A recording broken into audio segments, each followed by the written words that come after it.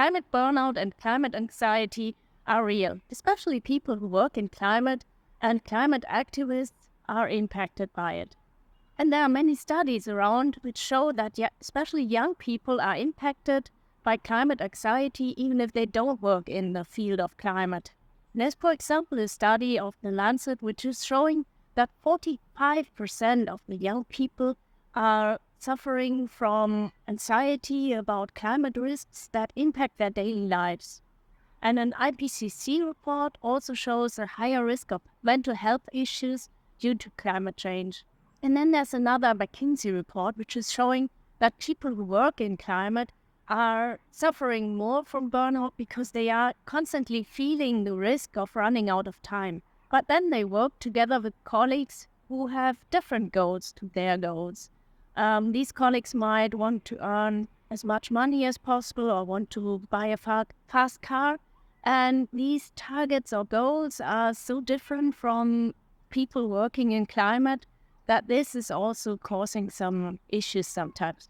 And the main reason why people might suffer from climate anxiety is that in their feeling it's never going fast enough. We have to change things, we have to change it fast, but not everyone sees it. So during the time that I worked in climate, I developed some tactics that helped me to cope with the situation and to continue working with the power that I need. And my first tactic is to have networks. I've got a very strong network of people who I can ask for help and who I can share methods with or tactics on my work itself, but I can also exchange with them about any impacts that I feel about the climate change. Then my second tactic is to find allies within the company and to find the people that are also supporting all the goals that I'm supporting and who want to change things. And these people are a strong network within the company who help me continue with the work and who help me seeing the purpose in the work that I do. And the next tactic is to celebrate all the small steps and to celebrate what has been reached, and every step in the right direction is a good step. And my main tactic here is to do a lot, but to care for myself as well. And then I've got some sort of wonder weapon which I use if I want to feel grounded again. And that is to go outside and to go climbing. And this is helping me a lot because I feel the nature around me. And while I'm climbing, I cannot think of anything else but climbing, or otherwise I will fall down. And then as a result, I climb the mountain, I feel happy about it, and I can return to work with fresh power. But then I also have some trust in the technology. There might be new technologies coming up which will change a lot, like photovoltaic has changed a lot, wind turbines have changed a lot, and there is new technology coming up which might be even better for combating climate change.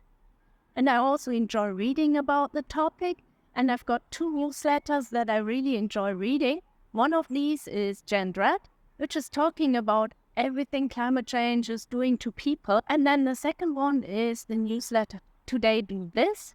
And this is telling small steps that people can do or companies can do to make the world a better place. And then I also enjoy listening or reading from Maren Wurber, a scientist who's looking at how the brain is using information and what the brain is doing with the information it gets. Let me quote this one coming from Steve DeShazer, who said, talking about problems gives rise to problems, but talking about solutions gives rise to solutions. And this is the very core of the constructive or solution-oriented way of thinking. And this quote was also inspiring me a lot in doing what I'm doing now, YouTube videos to share everything I know about how to combat climate change and all the techniques that I learned along my way working in climate and in sustainability. So that I hope it will help someone to also turn companies into more sustainable companies.